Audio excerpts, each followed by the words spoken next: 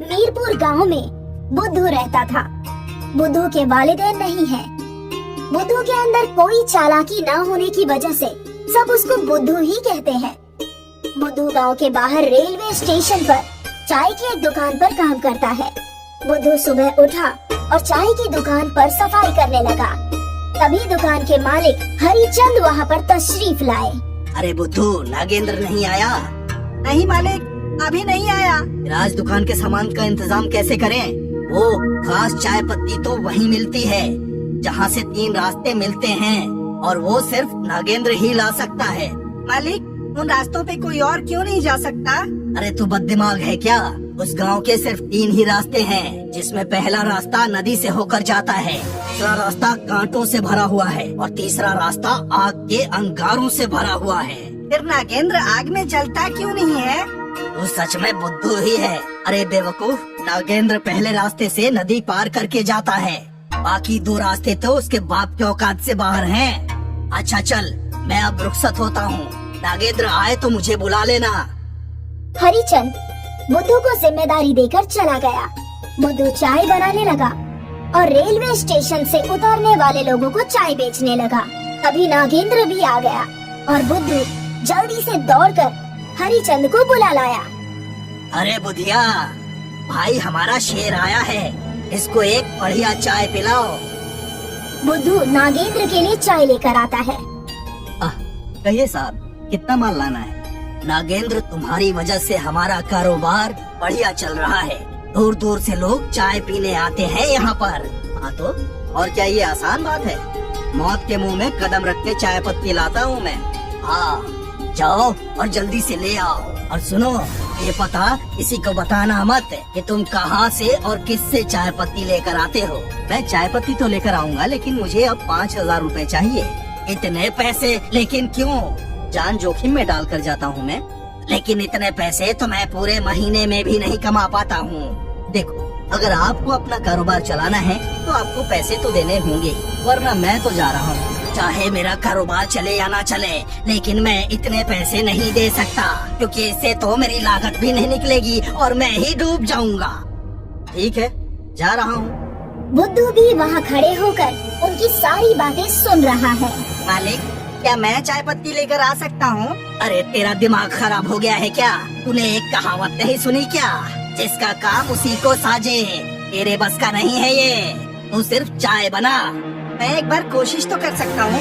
मैं पहले ही अपने कारोबार की फिक्र में परेशान हुआ पड़ा हूँ, क्योंकि उस चाय पत्ती के बिना मेरी दुकान नहीं चलने वाली। अब तू मेरा दिमाग और खराब मत कर। हरिचंद अपने मुस्तकबिल को लेकर परेशान हो गया और वहीं जमीन पर लेट गया। बुद्धू से अपनी मालिक की ये हालत देखी नहीं जा रही थी, क्योंकि बुद्धू ये जानता है कि उसका इस दुनिया में उसके मालिक के अलावा कोई सहारा नहीं है। मैं नाम से बुद्धू हूँ, लेकिन मैं उस जगह पर जाकर दिखाऊंगा। बुद्धू अपने मालिक को बताए बगैर उस गांव की तरफ चल दिया। कुछ दूर चलने के बाद उसको 3 रास्ते नजर आए। पहला रास्ता सीधा जा रहा था, जिस पर नदी है और बहुत पानी भरा है। दूसरा रास्ता दाईं तरफ से है और उस पर बहुत ज्यादा आग है।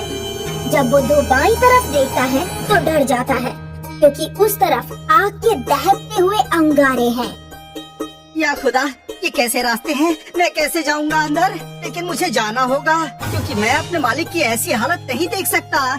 इसलिए मैं नदी तैर कर जाऊंगा, और अगर ये नदी मुझे डुबाएगी तो डुबा ले, लेकिन जिसने मेरी परवरिश बेटे की तरह की है, मैं उनके साथ कुछ भी गलत नहीं होने दूंगा।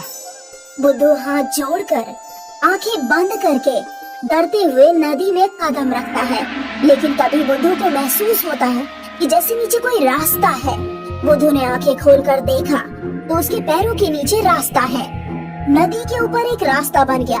बुद्धू ये देखकर खुशी से उछल गया और उसने बड़ी आसानी से नदी पार कर ली। जब बुद्धू चाय की पत्तियां लेकर वापस आया तो वो रास्ता बोल पड़ा। बुद्धू, तुम कल भी आओगे ना? कौन है यहाँ? अरे बुद्धू, मैं जादुई रास्ता हूँ। तुम्हारे ऊपर रहम करके मैंने तुम्हारी मदद की है। अब तुम रोज यहाँ आ सकते हो। धन्यवाद जादुई रास्ते, अब मैं रोज यहाँ आया करूँगा। बुद्धू खुशी खुशी दुकान की तरफ चल दिया।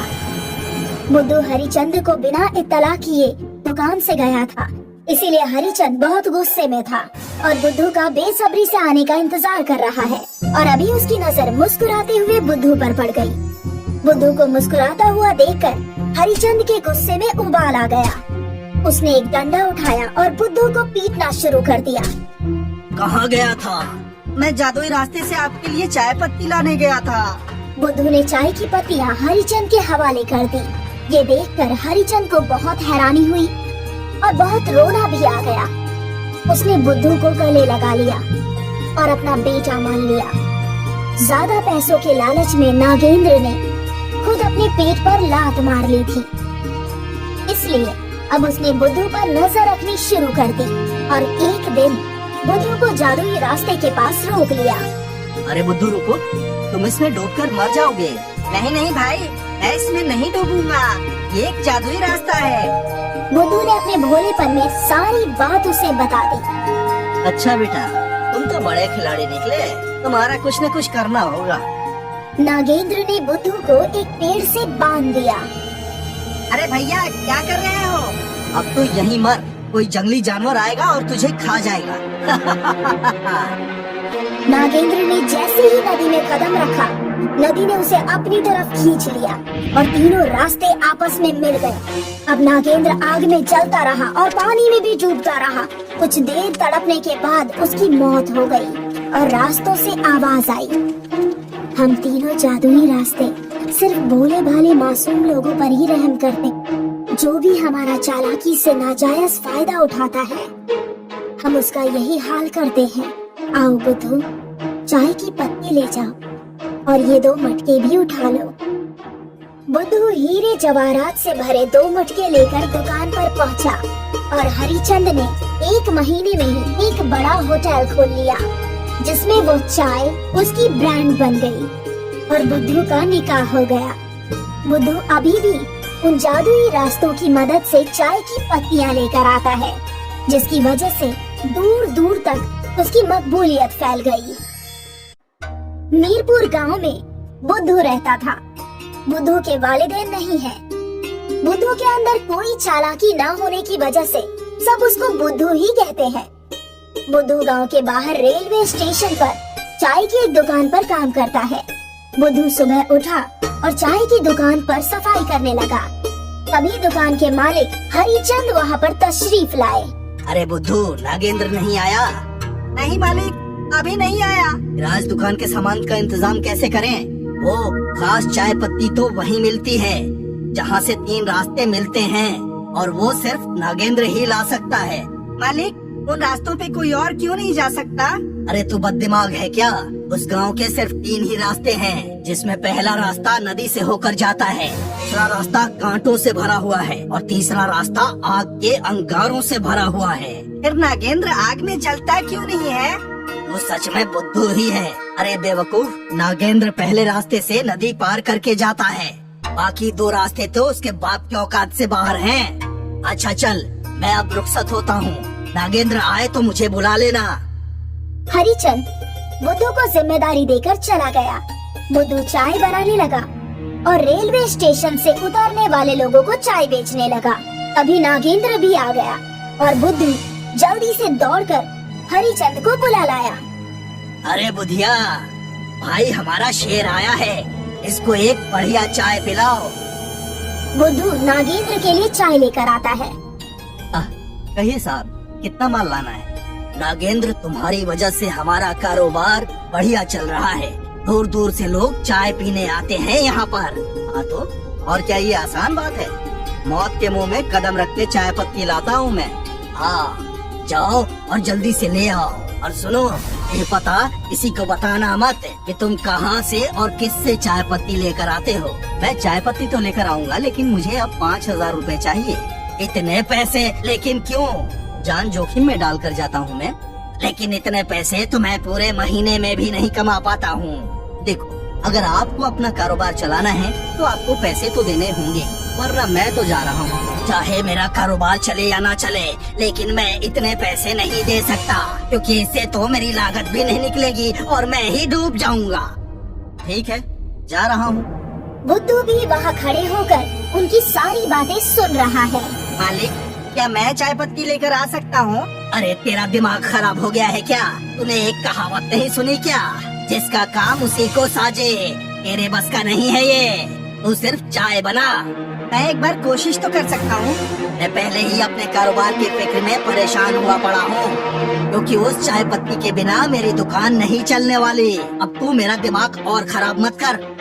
हरिचंद अपने मुस्तकबिल को लेकर परेशान हो गया और वहीं जमीन पर लेट गया। बुद्धू से अपनी मालिक की ये हालत देखी नहीं जा रही थी, क्योंकि बुद्धू ये जानता है कि उसका इस दुनिया में उसके मालिक के अलावा कोई सहारा नहीं है। मैं नाम से बुद्धू हूँ, लेकिन मैं उस जगह पर जाकर दिखाऊंगा। बुद्धू अपने मालिक को बताए बगैर उस गांव की तरफ चल दिया। कुछ दूर चलने के बाद उसको 3 रास्ते नजर आए। पहला रास्ता सीधा जा रहा था, जिस पर नदी है और बहुत पानी भरा है। दूसरा रास्ता दाईं तरफ से है और उस पर बहुत ज्यादा आग है। जब बुद्धू बाईं तरफ देखता है तो डर जाता है, क्योंकि उस तरफ आग के दहकते हुए अंगारे हैं। या खुदा, ये कैसे रास्ते हैं? मैं कैसे जाऊंगा अंदर? लेकिन मुझे जाना होगा, क्योंकि मैं अपने मालिक की ऐसी हालत नहीं देख सकता। इसलिए मैं नदी तैर कर जाऊंगा, और अगर ये नदी मुझे डुबाएगी तो डुबा ले, लेकिन जिसने मेरी परवरिश बेटे की तरह की है, मैं उनके साथ कुछ भी गलत नहीं होने दूंगा। बुद्धू हाथ जोड़कर आंखें बंद करके डरते हुए नदी में कदम रखता है, लेकिन तभी बुद्धू को महसूस होता है कि जैसे नीचे कोई रास्ता है। बुद्धू ने आंखें खोलकर देखा तो उसके पैरों के नीचे रास्ता है। नदी के ऊपर एक रास्ता बन गया। बुद्धू ये देखकर खुशी से उछल गया और उसने बड़ी आसानी से नदी पार कर ली। जब बुद्धू चाय की पत्तियां लेकर वापस आया तो वो रास्ता बोल पड़ा। बुद्धू, तुम कल भी आओगे ना? कौन है यहाँ? अरे बुद्धू, मैं जादुई रास्ता हूँ। तुम्हारे ऊपर रहम करके मैंने तुम्हारी मदद की है। अब तुम रोज यहाँ आ सकते हो। धन्यवाद जादुई रास्ते, अब मैं रोज यहाँ आया करूँगा। बुद्धू खुशी खुशी दुकान की तरफ चल दिया। बुद्धू हरिचंद को बिना इत्तला किए दुकान से गया था, इसीलिए हरिचंद बहुत गुस्से में था और बुद्धू का बेसब्री से आने का इंतजार कर रहा है। और अभी उसकी नजर मुस्कुराते हुए बुद्धू पर पड़ गई। बुद्धू को मुस्कुराता हुआ देखकर हरिचंद के गुस्से में उबाल आ गया। उसने एक डंडा उठाया और बुद्धू को पीटना शुरू कर दिया। कहाँ गया था? मैं जादुई रास्ते से आपके लिए चाय पत्ती लाने गया था। बुद्धू ने चाय की पत्तियां हरिचंद के हवाले कर दी। ये देखकर हरिचंद को बहुत हैरानी हुई और बहुत रोना भी आ गया। उसने बुद्धू को गले लगा लिया और अपना बेटा मान लिया। ज्यादा पैसों के लालच में नागेंद्र ने खुद अपने पेट पर लात मार ली थी, इसलिए अब उसने बुद्धू पर नजर रखनी शुरू कर दी और एक दिन बुद्धू को जादुई रास्ते के पास रोक लिया। अरे बुद्धू रुको, तुम इसमें डूबकर मर जाओगे। नहीं नहीं भाई, मैं इसमें नहीं डूबूंगा। ये एक जादुई रास्ता है। बुद्धू ने अपने भोलेपन में सारी बात उसे बता दी। अच्छा बेटा, तुम तो बड़े खिलाड़ी निकले, तुम्हारा कुछ न कुछ करना होगा। नागेंद्र ने बुद्धू को एक पेड़ से बांध दिया।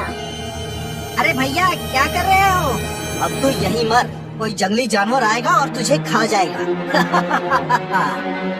नागेंद्र ने जैसे ही नदी में कदम रखा, नदी ने उसे अपनी तरफ खींच लिया और तीनों रास्ते आपस में मिल गए। अब नागेंद्र आग में जलता रहा और पानी में भी डूबता रहा। कुछ देर तड़पने के बाद उसकी मौत हो गई और रास्तों से आवाज आई, हम तीनों जादुई रास्ते सिर्फ भोले भाले मासूम लोगों पर ही रहम करते, जो भी हमारा चालाकी से नाजायज फायदा उठाता है, हम उसका यही हाल करते हैं। आओ बुद्धू, चाय की पत्ती ले जाओ और ये 2 मटके भी उठा लो। बुद्धू हीरे जवाहरात से भरे 2 मटके लेकर दुकान पर पहुंचा और हरिचंद ने 1 महीने में ही एक बड़ा होटल खोल लिया, जिसमें वो चाय उसकी ब्रांड बन गई और बुद्धू का निकाह हो गया। बुद्धू अभी भी उन जादुई रास्तों की मदद से चाय की पत्तियां लेकर आता है, जिसकी वजह से दूर दूर तक उसकी मकबूलियत फैल गई।